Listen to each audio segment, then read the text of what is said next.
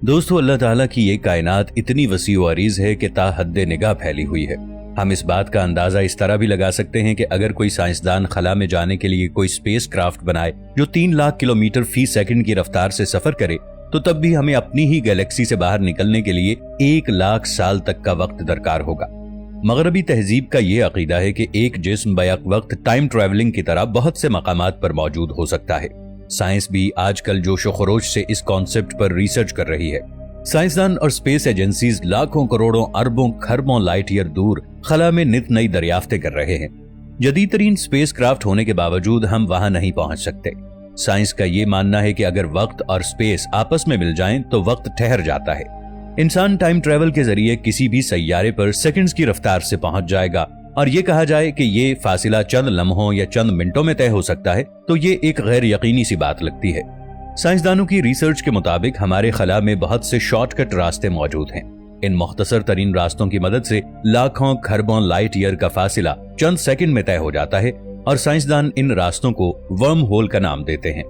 नाजरीन, इन रास्तों को अगर खोलना हो तो इसके लिए हमें ग्रेविटेशनल फोर्स की जरूरत दरकार होगी। अगर इस्लामी रूह से देखा जाए तो इन वर्म होल्स को रूहानियत की तारीख में एक सूफी बुजुर्ग ने खोला, और उन्होंने सैकड़ों लाइट ईयर दूरी का फासिला कुछ ही सेकंड में तय किया और किसी दूसरे सैयारे में जा पहुंचे, और ऐसा रूहानी इल्म से मुमकिन हुआ था जो कि उनके पास था। इन सूफी बुजुर्ग का नाम शेख अकबर इब्नुल अरबी था। आप अंदलुस के शहर मर्सिया में 27 रमदानुल मुबारक 560 हिजरी मुताबिक 1165 ईस्वी को एक मुअज़्ज़िज़ अरब खानदान में पैदा हुए, जो मशहूर जमाना सखी हातिम ताई के भाई की नस्ल से था। आपके वालिद मर्सिया के हस्पानवीउल असल हाकिम मोहम्मद बिन सईद मरज़ेनिश के दरबार से मुताल्लिक थे। इब्ने अरबी अभी 8 बरस के थे कि मर्सिया पर मुआहिदीन के कब्जा कर लेने के नतीजे में आपके खानदान को वहां से हिजरत करना पड़ी। दोस्तों, इब्नुल अरबी दूर खला में कैसे पहुंचे, वो अपने खास रूहानी इल्म की बदौलत किसी और डायमेंशन में कैसे पहुंचे, और वहां उन्होंने क्या देखा? क्या उन्होंने वाकई मरीख पर कदम रखा था, और क्या उन्होंने वाकई आने वाले इंसानों के लिए मरीख पर कोई निशान छोड़ा था? नाजरीन, ये तमाम बातें तखय्युलाती लगती हैं, लेकिन आगे चलकर हम इस बात से पर्दा उठाने वाले हैं, इसलिए आपसे इल्तिमास है कि वीडियो को आखिर तक जरूर देखिएगा। इब्नुल अरबी 12वीं सदी के बुलंद पाया मुफक्किर, सूफी और दानिश्वर रह चुके हैं। आपने अपनी हयात में 500 से ज्यादा कुतुब तसनीफ की। इनमें से बहुत सी तसानीफ में आपने तसव्वुफ और कुरान के पेचीदा राजों से पर्दा उठाया, और ऐसे राजों को नुमायां किया है कि इनकी तसानीफ पढ़ने वाला इंसान हैरान और परेशान रह जाता है। इब्नुल अरबी सूफी इज्म की इंतहा को पहुंच चुके थे। उनके सीने में कायनात के कई गहरे राज दफन थे। जब अल्लाह का कोई वली अपने ईमान की तकमील को पहुंच जाता है तो वो फिर ऐसे ऐसे काम सरंजाम देता है जो किसी आम इंसान के लिए बस तखय्युल की दुनिया होती है। इब्नुल अरबी के कहने के मुताबिक वो रूहानियत के जरिए ऐसी दुनियाओं तक पहुंचे हैं जो हमारी जमीनी दुनिया जैसी ही थी। रूहानियत की दुनिया में एक मकाम ऐसा था जहां हर तरफ खुशबू ही खुशबू थी। वहां पर चलने फिरने वाली मखलूकात की रफ्तार इस कदर तेज थी कि एक आम इंसानी आंख उसे देख नहीं सकती थी। दोस्तों, ये तमाम बातें इब्नुल अरबी की तसनीफ अल फतुहातुल मलकिया में आज से 850 साल पहले लिखी हुई मिल जाएंगी। इब्ने अरबी ने टाइम डिफरेंस के इस तसव्वुर को आइंस्टाइन की थ्योरी ऑफ रिलेटिविटी के तसव्वुर से 750 साल पहले पेश किया था। इब्नुल अरबी ने दूसरी दुनिया में जो मखलूक देखी वो हम आम इंसानों जैसी बिल्कुल नहीं थी। जदीद दौर में इस मखलूक को एलियन कहा जाता है। इब्नुल अरबी को सबसे खूबसूरत सैयारा वो लगा जो जाफरान से बना हुआ था। वहां सोना, हीरे और जवाहिरात कसरत से जा बजा पड़े थे, और इस कदर कीमती धातें थीं जिनको पहले कभी किसी ने नहीं देखा था। वहां के लोगों का रंग दूध की तरह सफेद था। वहां की जमीन नूर की तरह चमकती थी। वहां हर तरफ मेवे और फलों की कसरत थी।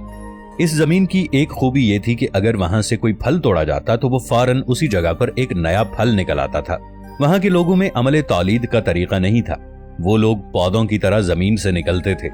वहां के लोग न पानी में डूबते थे, न आग उन्हें कोई नुकसान पहुंचाती थी, और ये मखलूक जिस सैयारे में जिंदगी गुजार रही थी, इब्ने अरबी ने इस सैयारे को मरीख का नाम दिया। इब्ने अरबी के कौल के मुताबिक उन्होंने मरीख पर एक निशान छोड़ा है।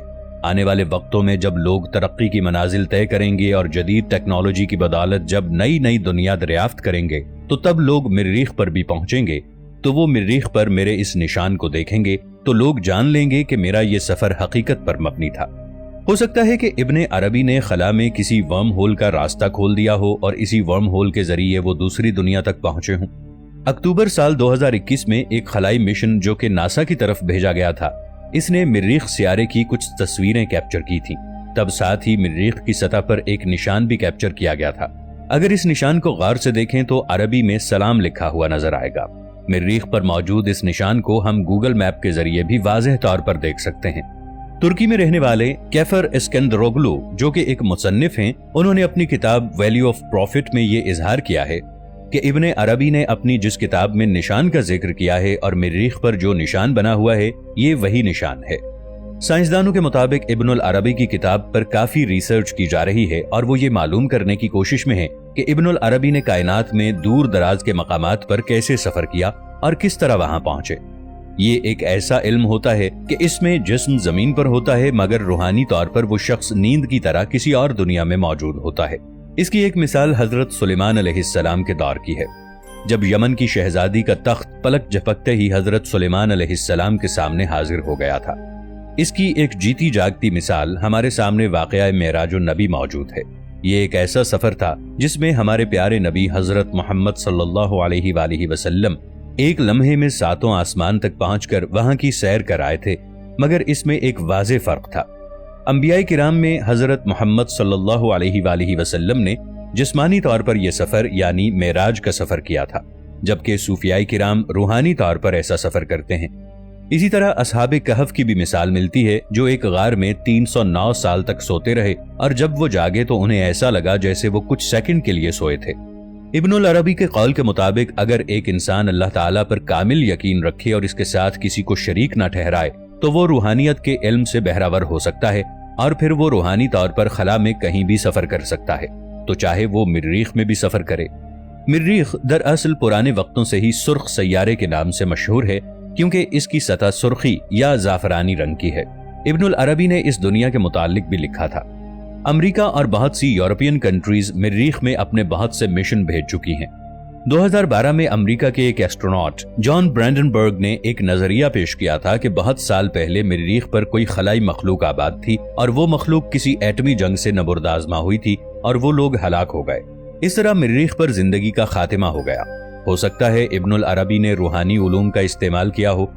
रूहानी उलूम के हुसूल के लिए इंसान को अपने आप को मादी दुनिया से दूर रखना पड़ता है और इन तमाम बातों की इताअत करना पड़ती है जो अल्लाह और उसके रसूल के बाद तमाम अंबियाए किराम ने लोगों को बताई और सूफियाए किराम ने खुद वही तरीका अपनाया।